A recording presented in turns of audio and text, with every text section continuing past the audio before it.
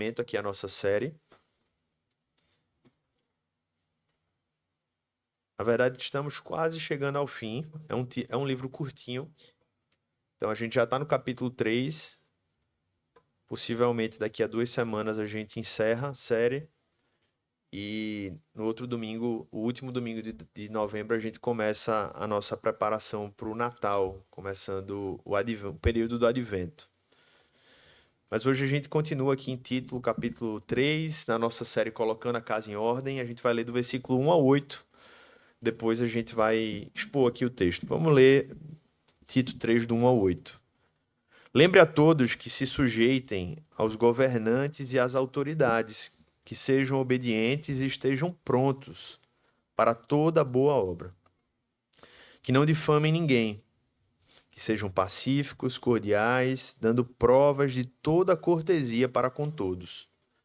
Pois nós também, no passado, éramos insensatos, desobedientes, desgarrados, escravos de todo tipo de paixões e prazeres, vivendo em maldade e inveja, sendo odiados e odiando-nos uns aos outros. Mas quando se manifestou a bondade de Deus, nosso Salvador, e o seu amor por todos, ele nos salvou, não por obras de justiça praticadas por nós, mas segundo a sua misericórdia.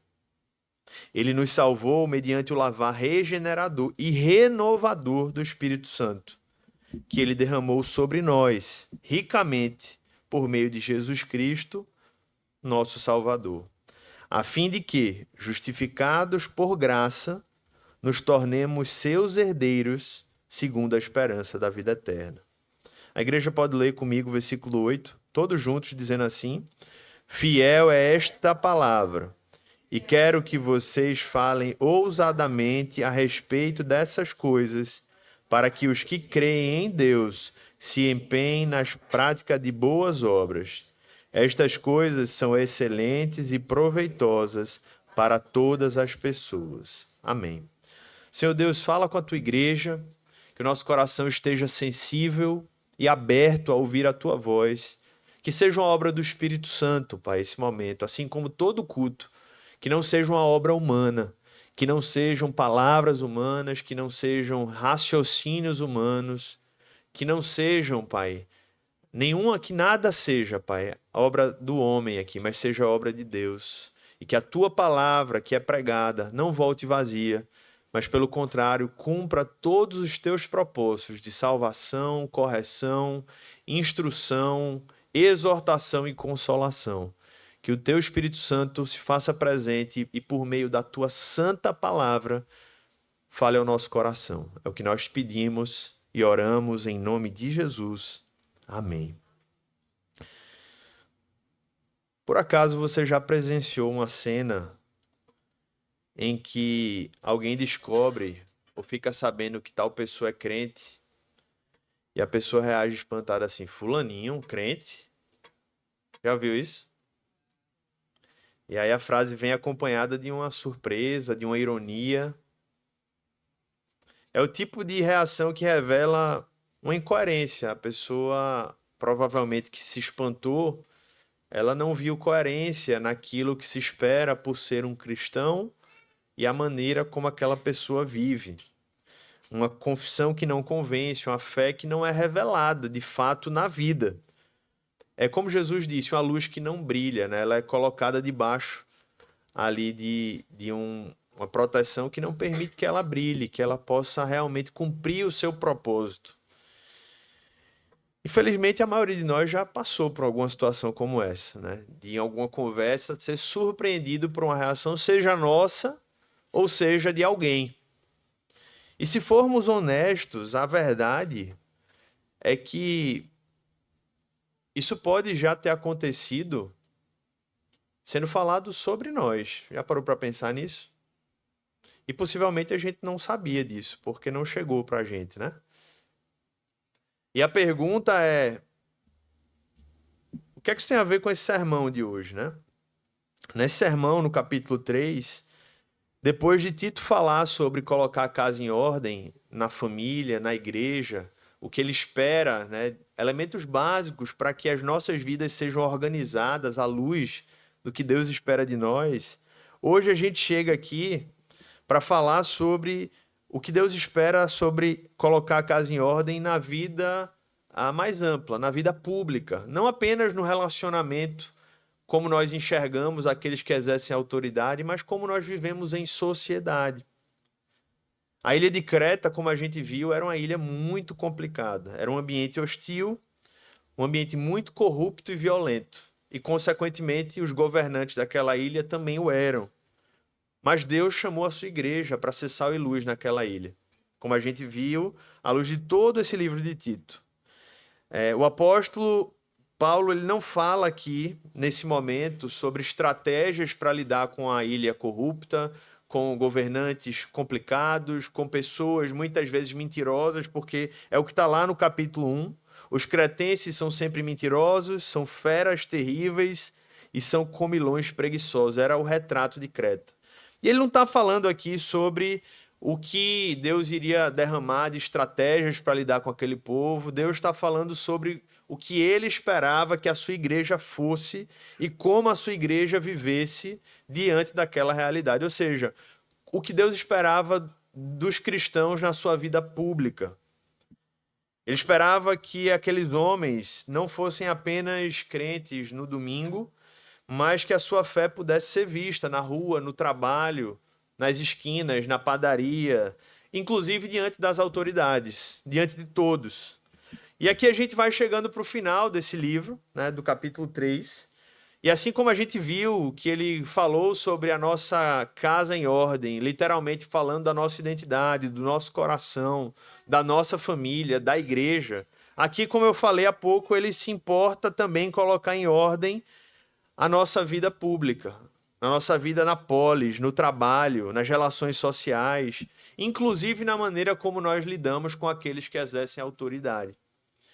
John Stott, comentando sobre esse trecho, ele fala que a graça de Deus não apenas salva pessoas, mas a graça de Deus civiliza pessoas, torna pessoas cidadãos que honram a Deus, que moldam e modificam suas ações à luz do que o Evangelho produz em nós.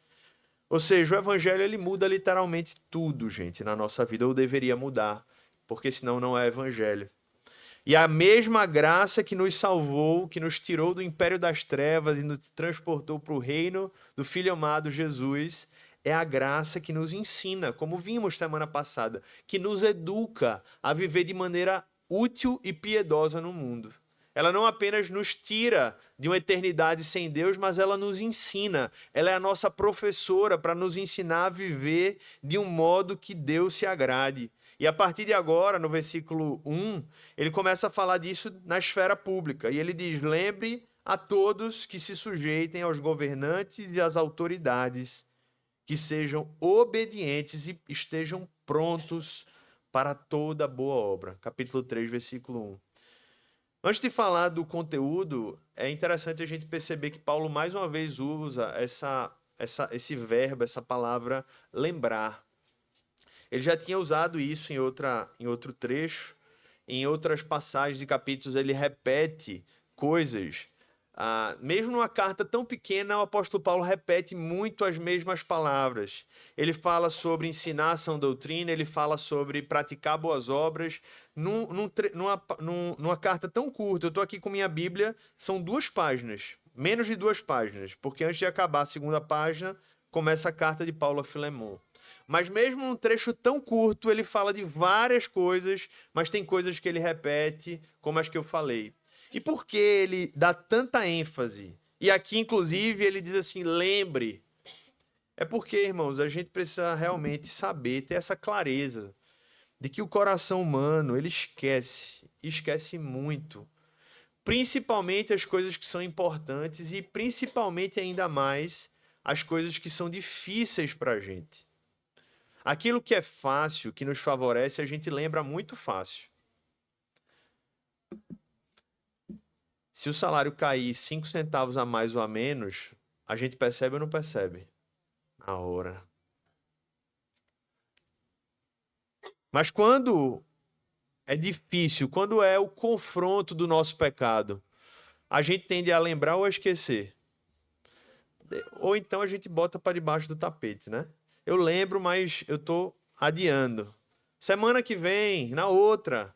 Não, não, ano que vem. Eu já tô agora. A gente tá em novembro, eu já tô em 2026 no meu calendário. Vamos deixar para. Mas aí tem carnaval, então março, né? Março a gente começa a ver essas coisas. E Paulo diz: lembre a todos. Por quê? Porque a gente insiste em esquecer, principalmente coisas que nos são difíceis. E essa é uma das coisas difíceis. Lembre a todos que se sujeitem aos governantes e às autoridades, que sejam obedientes e estejam prontos para toda boa obra. Irmãos, biblicamente, a submissão é uma virtude. Para o mundo é um defeito, né? Para o mundo, submissão é uma falha, é uma fraqueza, mas biblicamente é uma virtude.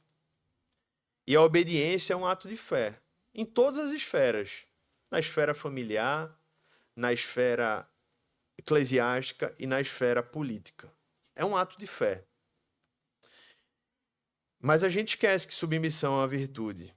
E a gente esquece que, enquanto cidadãos, somos cidadãos principalmente do reino eterno, mas em certo sentido temos dupla cidadania. Somos cidadãos do céu, mas estamos ainda nesse mundo. E o Senhor nos quer, sendo cidadãos desse mundo, que tenhamos também determinados comportamentos. E um desses comportamentos é o que ele diz, que ele espera sujeição aos governantes e às autoridades. Inclusive, Paulo já tinha falado a Timóteo: lembrem-se de orar pelos que exercem autoridade. E agora a Tito ele diz: lembrem-se de se sujeitar aos que exercem autoridade. Então, biblicamente falando, é muito claro que a obediência civil é uma responsabilidade do cristão. O cristão não é compatível com o perfil de um cristão, um perfil anarquista, um perfil que desconstrói todo tipo de autoridade, inclusive a autoridade civil. Resistir à autoridade, nesse sentido, inclusive a autoridade civil, é se insurgir contra o próprio Deus. Obviamente, existem limites para a obediência civil. Qual é o limite bíblico para isso? Atos 5:29. Antes importa obedecer a Deus do que aos homens. Então é muito simples. Quando é que nós temos não apenas o poder, mas o dever de não obedecer às autoridades? Quando aquela obediência implica desobediência a Deus. Então, quando a autoridade está cumprindo o seu papel, que é principalmente a autoridade civil, promover o bem e coibir o mal, a igreja e o cristão, ele precisa fazer parte desse movimento, crendo que Deus, na sua soberania, é quem coloca ali as pessoas, mesmo até aquelas que a gente não gosta, mesmo até aquelas que a gente não votou também, por mais difícil que isso seja. Então, a gente não pode cooperar com o Estado apenas se ele estiver revertendo o seu poder dado por Deus, que é de promover o mal ao invés de puni-lo, e opondo-se ao que é bom ao invés de promovê-lo, que por sinal acontece muitas vezes também. E esse é um dos grandes desafios de nós enquanto cristãos.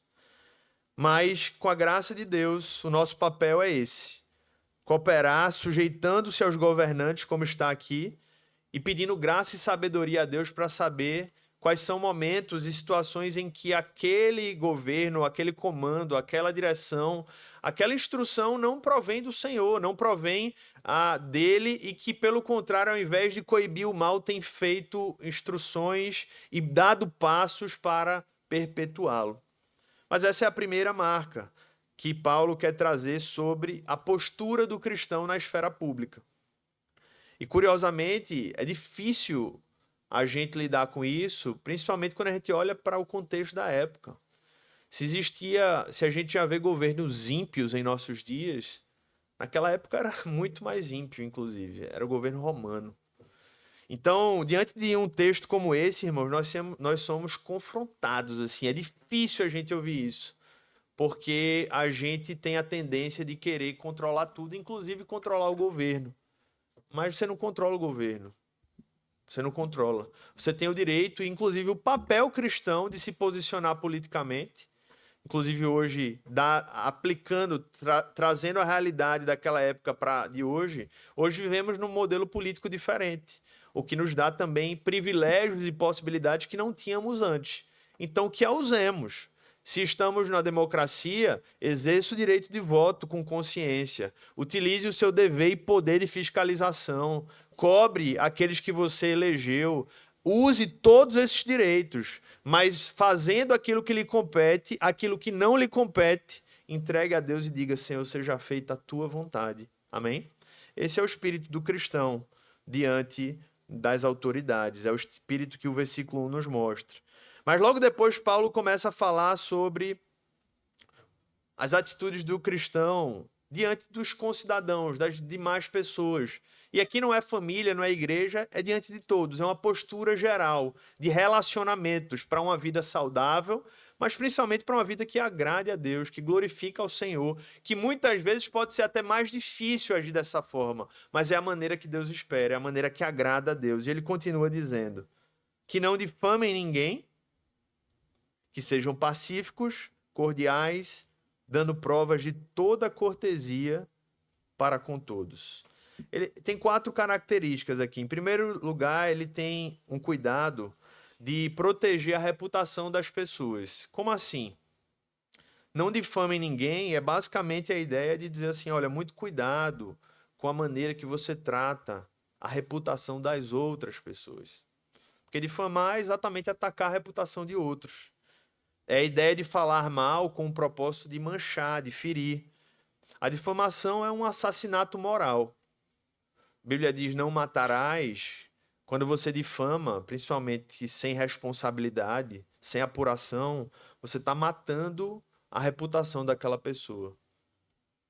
É usar a espada da língua para matar a reputação. E ele diz assim, que não difamem ninguém. Que sejam pacíficos. Em uma tradução, em outras traduções, ele usa outra palavra, ao invés de pacíficos. Ele usa uma palavra negativa. Ele diz assim, não sejam altercadores. É uma palavra diferente, né? Porque altercar é o oposto de pacificar, é criar confusão.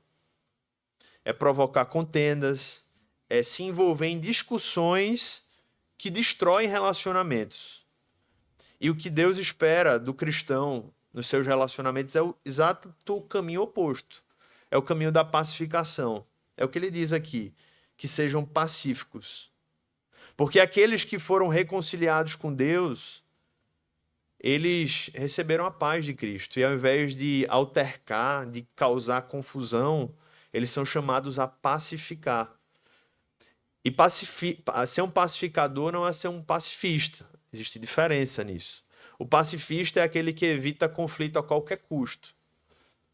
Existem momentos que a gente vai precisar ter conflitos quando o conflito é necessário para que a verdade prevaleça, para que a justiça não seja negociada. Mas muitas vezes a gente entra em conflitos que a questão X da questão não é a verdade, não é a justiça. É o nosso eu, é o nosso ego, é a nossa pretensão de querer resolver tudo. Então é nesse sentido, irmãos, que o apóstolo Paulo diz assim, sejam pacíficos. No que depender de vós, tende paz com todos, a Bíblia diz. Então, naquilo que não for negociável acerca da verdade, da justiça, daquilo que é bom, que vocês mantenham a paz com todos, que vocês sejam pacíficos, que vocês sejam pacificadores, bem-aventurados os pacificadores, disse Jesus Cristo. E depois ele continua dizendo assim, que sejam cordiais. Essa ideia aqui, irmãos, é um convite a construir pontes de contato com as pessoas. Criar pontes, literalmente. Onde haviam abismos, a gente cria pontes. O cristão é alguém que faz o possível e às vezes o impossível pelo poder do Espírito Santo para restabelecer pontes onde antes não existiam pontes. Isso é uma marca de um cristão. São pessoas que, diante de situações que pareciam sem solução, sem possibilidade de restauração, Deus pode usar a nossa vida para reconectá-las pela cordialidade e pela prova da obra de Deus em nós. E eu creio que isso pode se aplicar à sua vida hoje. De repente você tem vivenciado no meio de um conflito, dentro do seu lar, dentro do seu trabalho, dentro de relacionamentos que são importantes para você. E Deus pode estar exatamente dizendo: eu quero que você seja a ponte. Eu não quero que você seja o que fica levando informação de vem e traz. Eu quero que você seja aquele que se coloca como ponte e diz assim: vamos sentar, vamos ouvir, vamos resolver.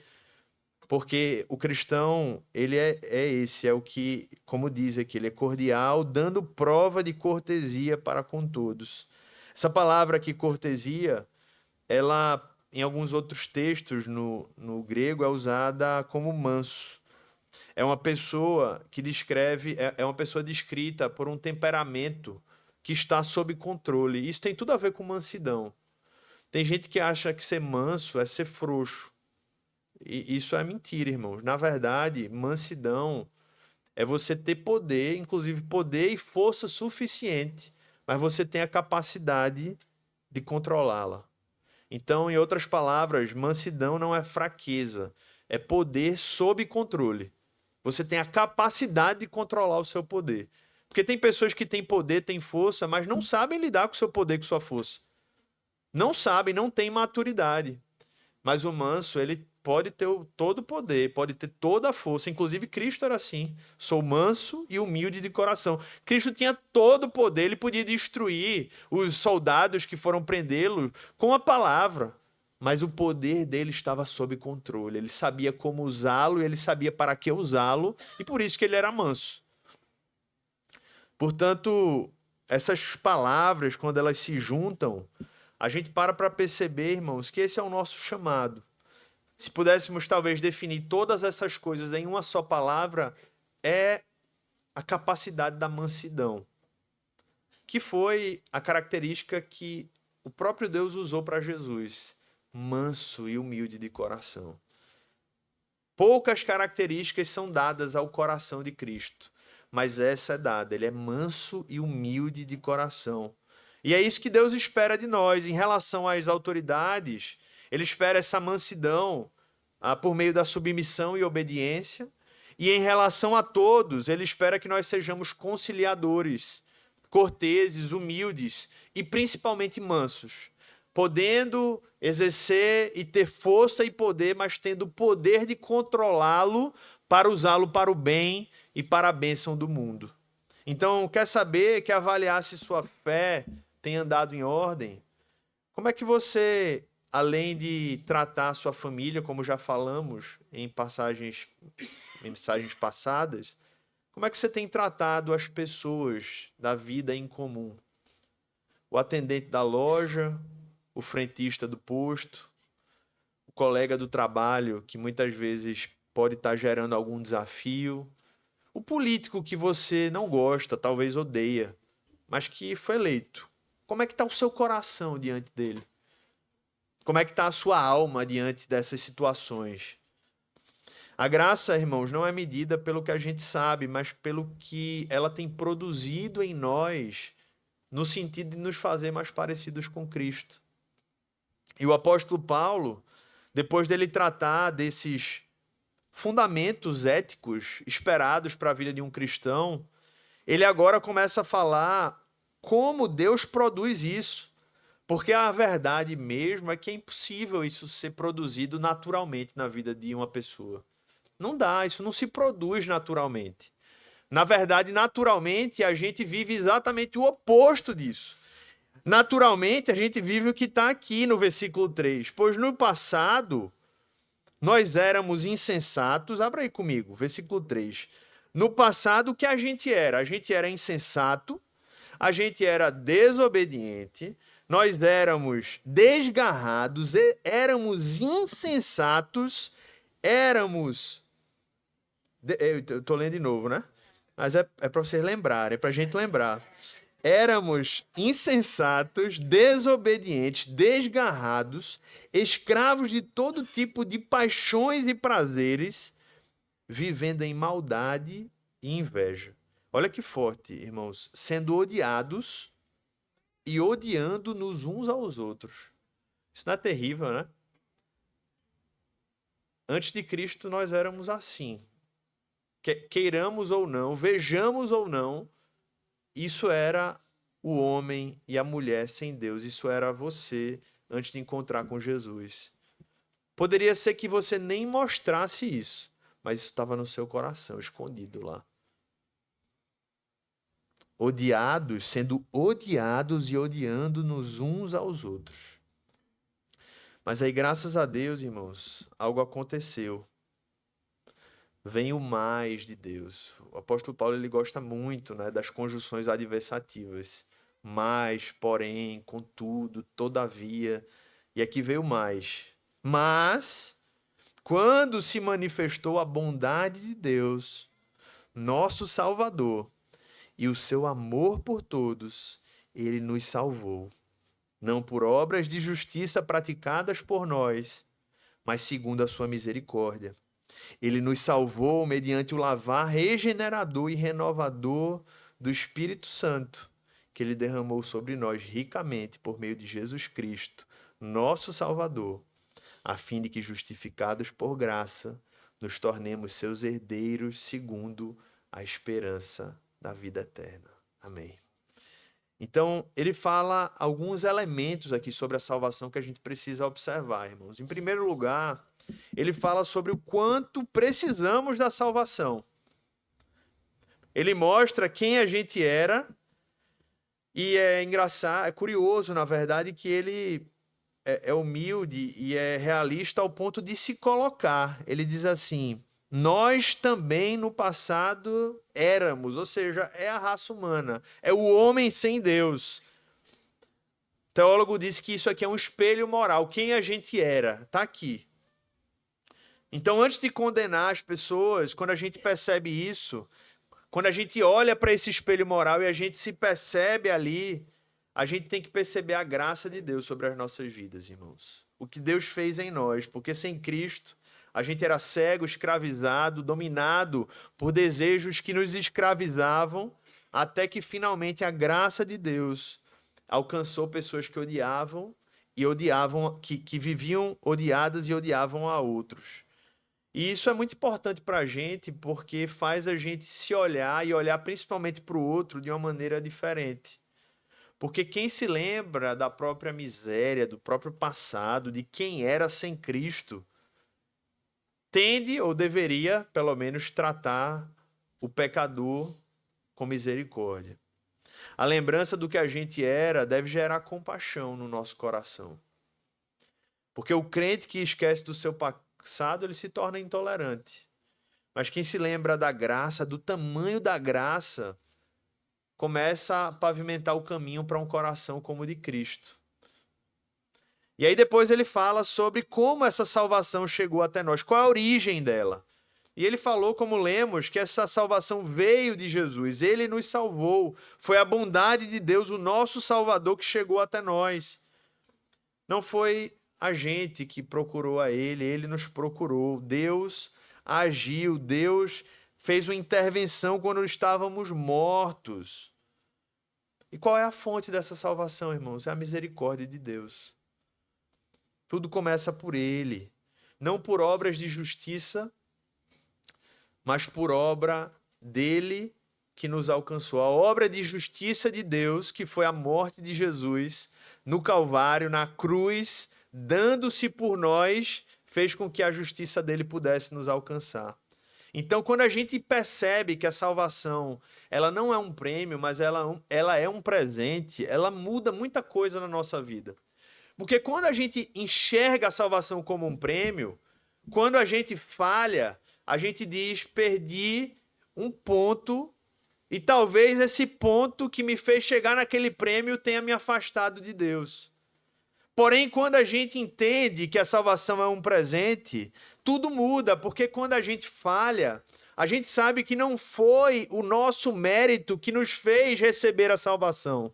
E a gente começa a entender que quando a gente falha, o que Deus espera de nós não é que a gente fuja dele, como fez Adão, mas é que a gente vá até ele. E a prova disso é que Adão não foi até Deus, mas Deus foi até Adão, para mostrar exatamente que Adão, e assim como nós, precisamos entender que a salvação, que o relacionamento com Deus não é conquistada como um prêmio pela nossa ação, mas é um presente imerecido, um favor gracioso que não depende de desempenho, mas depende exclusivamente da bondade de Deus, como ele fala aqui no versículo 4. O que é a salvação, irmãos? É bondade de Deus. Bondade, graça, misericórdia. Se você está aqui hoje, você pode dizer: Deus, tu és bom, Senhor, e eu sou mau. Mas graças a Deus que a tua bondade é infinita. E a maior prova disso é Jesus ter me encontrado quando eu estava morto, quando eu era odiado e eu vivia odiando outros. Como é que Deus opera essa salvação que pela sua bondade ele nos dá? Não como um prêmio, mas como um presente. Ele opera pelo Espírito Santo. Versículo 5. No meio do versículo 5. Ele nos salvou mediante o lavar regenerador e renovador do Espírito Santo. É muito bonito, irmãos, essas duas imagens. É um lavar, remete à ideia do batismo nas águas, que ele regenera. Regeneração é mudança de natureza. Não é só botar uma capa nova, não é botar uma roupa bonita, é uma mudança de dentro para fora. É uma renovação do Espírito de Deus. Por isso que Jesus fala: do seu interior fluirão rios de água viva. É uma obra de dentro para fora, que começa a gerar mudanças exteriores por aquilo que dentro está sendo feito. E quem faz essa obra, irmãos, é o Espírito Santo. O Espírito Santo, ele não reforma. O Espírito Santo, ele só constrói em terreno que ele derruba primeiro. Tem gente que quer ir para a igreja e encontrar reforma na igreja, no sentido da salvação, né? Mas Deus não faz reforma não, meus irmãos. Deus, ele faz do zero, ele quebra o vaso, ele reconstrói o vaso. Ele destrói, ele passa a retroescavadeira e ele constrói a casa de novo, e ele usa materiais muito melhores do que a casa antiga, para a glória dele, porque é obra do Espírito Santo. Então, o cristão não é um pecador que passou ali por alguns reparos. O cristão é uma nova criatura. Você vai ter a mesma cara. Se você está insatisfeito aí com a sua imagem, no outro dia você não vai estar mais bonito aos olhos humanos, mas aos olhos de Deus, o Espírito Santo é tão poderoso que a sua feição vai mudar e você vai estar mais bonito, mesmo com a mesma cara. Amém? Você vai estar mais alegre, você vai estar mais feliz. Você vai começar a cuidar do seu corpo, você vai começar a fazer exercício, amém? Eu falei nessa semana na academia, mas eu vou voltar a semana agora. Então, é uma nova criatura, irmãos. É uma nova criatura que ele começa de dentro para fora. Para que ele faz isso? Versículo 7. A fim de que, justificados por graça, nos tornemos seus herdeiros, segundo a esperança da vida eterna. Para que Deus nos salva? Para a vida eterna. Deus nos salva para que a gente viva de verdade. Irmãos, essa vida aqui... Alguém que joga videogame já jogou demo? Aquele jogo que você começa e que quando você conhece o jogo principal não tem graça nenhuma, né? Para quem só jogou o demo, é até legal o demo. Mas quando você conhece o jogo principal... Você diz, não tem graça jogar demo, né? É mais ou menos isso. Essa vida é um demo, assim, não tem graça nenhuma quando a gente entende o que é a vida eterna. A vida eterna é a verdadeira vida, que começa à luz do que a gente está vivendo hoje. Por isso, não desprezemos essa vida, porque Deus quer nos usar aqui e nos transformar aqui para que a gente possa gozar a vida eterna. Então, façamos bom uso dessa vida. Mas quando a gente entende a grandeza da vida eterna, a gente entende que isso aqui não é nada. A gente está como vapor, isso vai passar. As vitórias são boas, mas à luz da eternidade, elas são irrelevantes. As derrotas são ruins, mas à luz da eternidade, elas são irrelevantes. Então, a boa notícia é que o propósito dessa salvação é a vida eterna. E graças a Deus, porque a vida eterna, ela reordena a nossa vida. Porque se a nossa vida fosse apenas para essa vida, as nossas escolhas seriam talvez muito diferentes do que quando a gente entende que a gente está vivendo uma vida que tem efeitos eternos. Quantas coisas mudam em nossa vida hoje? Quantas prioridades mudam da gente estar reunidos hoje num domingo de manhã, com um sol desse lá fora, podendo estar na praia? Mas por que a gente faz isso? Porque a gente ama Jesus, a gente ama o povo de Jesus, a gente sabe que ir para a praia no domingo poderia ser muito bom, mas melhor estar com o povo, com quem eu vou estar por toda a eternidade. Então é a vida eterna, é a compreensão da grandeza do plano de Deus que me faz mudar de vida, inclusive em coisas tão práticas que a gente talvez nunca faria se não fosse essa compreensão do plano maior de Deus. E ele conclui dizendo que o resultado dessa salvação é o que está no versículo 8. Fiel é esta palavra. E quero que você fale ousadamente a respeito dessas coisas, para os que creem em Deus, para que os que creem em Deus se empenhem na prática de boas obras. É uma das palavras que ele repete várias vezes nessa carta. Sã doutrina e boas obras. Mais uma vez ele fala o que se espera como resultado da salvação é um povo que se empenha na prática de boas obras. Irmãos, a graça alcançando vidas é incompatível com uma vida ociosa. A graça produz gente operante e produtiva para o reino. Onde tem ociosidade espiritual, é difícil a graça estar operando. Muito provavelmente a graça de Deus ali está sendo retida, né? Não por ele, mas pela pessoa que tem recebido e não tem gerado frutos para o reino. A graça gera gente frutífera. Boas obras não são o preço da salvação, nós sabemos disso muito claramente à luz da palavra de Deus, mas elas são o produto, são o resultado, são o efeito da salvação. E aqui eu preciso falar o que eu falei em outros sermões, que existe uma má compreensão enorme do que são boas obras. Boas obras não é apenas sobre ajudar uma pessoa na rua que está passando fome. Isso é uma das coisas que podem ser boas obras se for feito com o coração de serviço. Porque às vezes tem pessoas que fazem isso para se livrar de um problema. Então até aquelas coisas mais caricatas que as pessoas veem como boas obras podem nem ser boas obras se o coração não está disposto a servir. Então no final das contas, boas obras são... Boa obra é tudo aquilo que tem a ver com uma vida de serviço ao reino de Deus. Uma mãe amamentando o seu filho de madrugada por amor, mesmo com sono, ela está realizando uma grande boa obra. Um trabalhador acordando cedo, se organizando para estar na sua função, no seu horário, cumprir o seu papel e fazer aquilo com excelência, ele está realizando uma grande boa obra por amor a Deus. Uma pessoa que agora olha para alguém que aparente estar só, aparente estar solitário, e se dirige a ela e dá um bom dia e diz, como eu posso te ajudar? Ela está fazendo uma boa obra. Então, boa obra é estar a serviço de Deus, vivendo para a glória de Deus, irmãos. Isso é uma vida que reflete prática de boas obras. E quem entendeu a graça, agora vive nessa missão, fazer o que Deus espera de mim. Porque a verdadeira fé, ela tem as mãos ocupadas no serviço ao reino. E isso da maneira mais abrangente que você imaginar, em casa, na família, na igreja, no trabalho, por onde for, eu estou servindo a Deus, cumprindo os propósitos de Deus, para a glória de Deus. E Paulo encerra esse trecho, lembrando que a graça que nos salvou, irmãos, é justamente essa graça que nos envia.